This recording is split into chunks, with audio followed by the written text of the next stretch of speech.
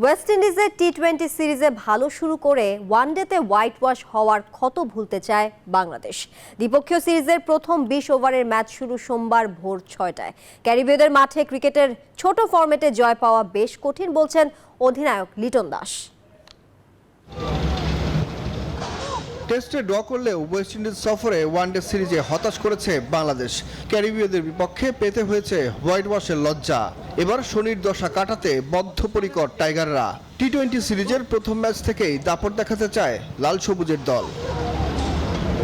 ম্যাচের আগের দিন বৃষ্টির কারণে অনুশীলন করা হয়নি লিটন সৌম্যদের। তবে নিজেদের ভুল শুধরে সিরিজের প্রথম টি-20তে ঘুরে দাঁড়াতে চায় বাংলাদেশ। ওয়ার্ল্ড কাপের যে উইকেটটা ছিল এই উইকেটটার মধ্যে একটু ডিফারেন্সই দেখা গেছে। গতকালকে যখন প্র্যাকটিস করেছি উইকেটটা সিমিলার না, তারা হয়তো বা প্রিপেয়ার করেছে ডিফারেন্টভাবে। আমরা এখন ওইভাবে চিন্তা ভাবনা করিনি, আমাদের টিম কমিউনিকেশন চিন্তা ভাবনা করে তারপর এই জিনিসটা আগাবো।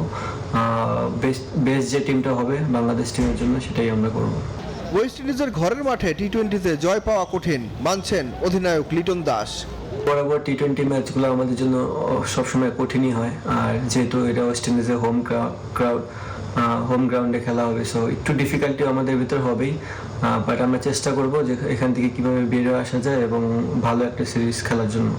সেন্ট ভিনসেন্টে সোমবার ভোর 6টায় ওয়েস্ট ইন্ডিজের মুখোমুখি হবে বাংলাদেশ। সুখন সরকার, নিউজ 24।